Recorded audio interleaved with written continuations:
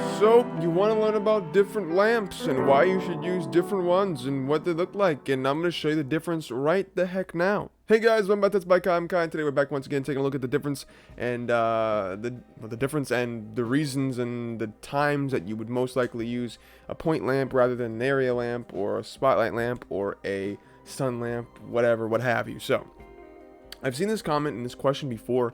And the answer is pretty basic, it's pretty simple, but I wanted to give an actual video so I can give a link in the future if you guys need to see this again. So we're gonna go ahead and I'm gonna grab the camera, hit just delete on that, just drag a box over top of it, just delete, and we're just gonna get rid of some stuff. I'm just gonna delete some things, everything in the scene actually, just drag a box over top of everything, hit delete, just so we can add in some more. I'm gonna add in the monkey, okay? We're gonna add in Suzanne. Hit S to scale it up a little bit, and we're gonna just turn the shading to smooth. You know, we're just gonna add a modifier. There's gonna be a subdivision surface modifier.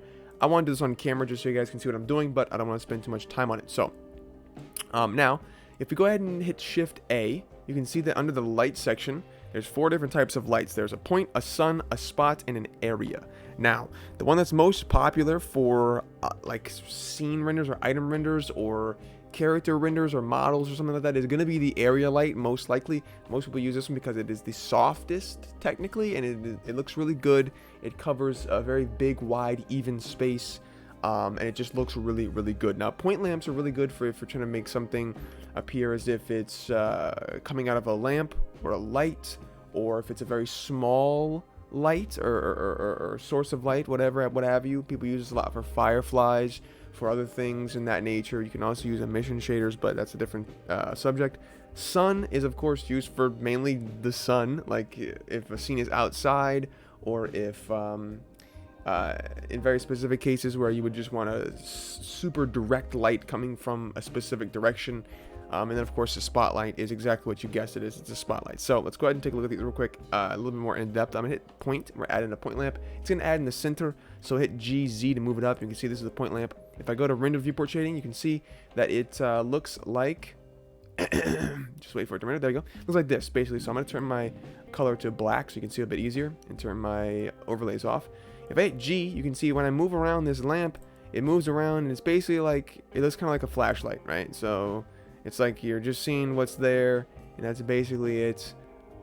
It's wherever it's touching or wherever it's closest to is brighter. Obviously, it's very, very small, very, not really dim, but like, yeah, it's just a very small light. So if we go to the Object Data Properties tab here, you can see that we have some options to change the power, which is basically the strength.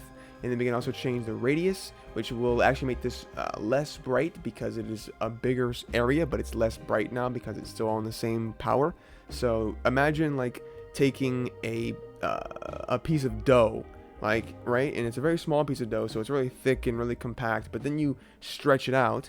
So now it's wider and it's like bigger, but it's thinner because it's the same amount of dough. So that's in essence what we just done. We made the light bigger, but we kept it the same power, so it's not any brighter. It's looking like it's a little more dim. So if we turn the radius up to maybe like 5, we probably have to turn the power up to maybe like 50. And you see the light is much bigger now than it was before, which was 10 and 0.25. So you can see it's a big difference between that and what we had before. So this is 10 and 0.25. And if we bump this up to 50 and then 10, you can see this area back here. It's just still really dim, but you can see it though.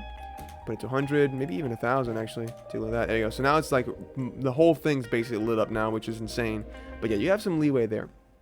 Now, if we were to add in the second light, which is the sunlight, you can see that no matter where the lamp is, it's gonna always be shining from the top down. The reason is because the location of this lamp does not matter, only the rotation does. So if you double tap R on your keyboard, R, the R key for rotate, you can see that it will now change the direction of the light when it's touching the surface of the object that's in the scene. So let's say you're trying to have a sun lamp, so a sun in the scene, sorry. So this is outside, maybe it's like the moon because it's nighttime.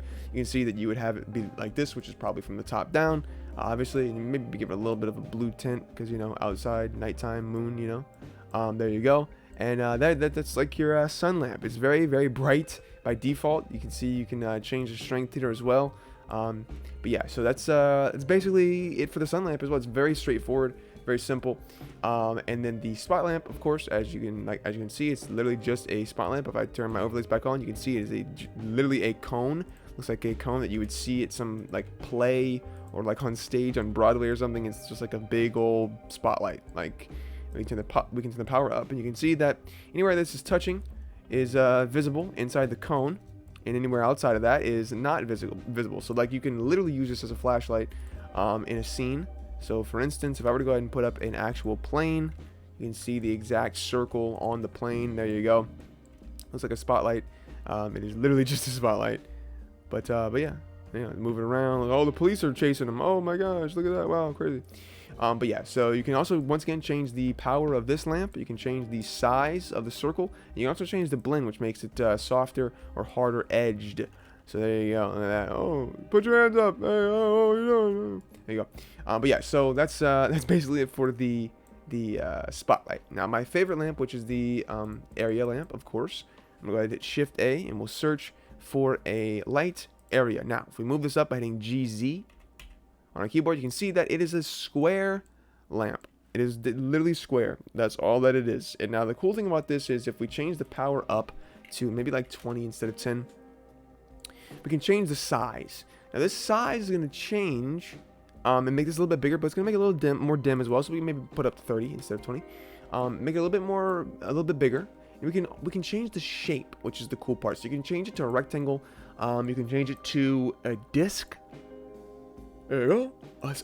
This is crazy. You can change it to an ellipse. This is cool, like a little oval. But the cool thing is that not only do you have the option to have multiple of these, you can rotate them. And it's a very, very soft lamp. As you can see, it's very, very soft. Very, very nice. We can actually turn this up a little bit more like that. We can Shift D to duplicate this. Shift D once again. And then double tap R to rotate it. You can see we have multiple of these lamps now. Very, very soft light. Very pretty light. And the cool thing is that it is very evenly lit now, as you can see. So this is the softest of all of the three lamps. The point lamp is very soft as well, but it just gives a different feel. It's more concentrated to the center, and then it fades out from there. But because this is a big square that's emitting light from the entire square, it is much more even of a lamp, which is why this is used more often in item renders or model renders, or what have you. So the last cool thing, sorry, that I will say about this is that, like I said, you have the ability to do different shapes. You can change this to a disc, which is literally just a circle. So if I were to go ahead and add in that plane back once again, you can see that if I were to get rid of everything other than the circle, one more of these somewhere, there we go, you can see that we now have a lamp that is literally a circle, which is fantastic for doing specific things like maybe you want to make some kind of lamp shade, and you need a circle light. Very, very cool stuff. And it also has a harder edge too when you rotate it like this. See, because you can't get a hard edge on a point lamp, because if I add a point lamp in, you can see no matter where you rotate the point lamp, it is much exactly the same, because it's a circle, because it's just a point. But yeah, so that is literally it for all the different types of lamps in Blender. Super simple video today, but I think it's very, very necessary to learn the different types of lamps. And I've got this comment, like I said before, in the past, so now we have a dedicated video for it. Hope you, ladies and gentlemen, learned something new today. Hope you enjoyed it. I will see you in the next one, but until then, bye bye.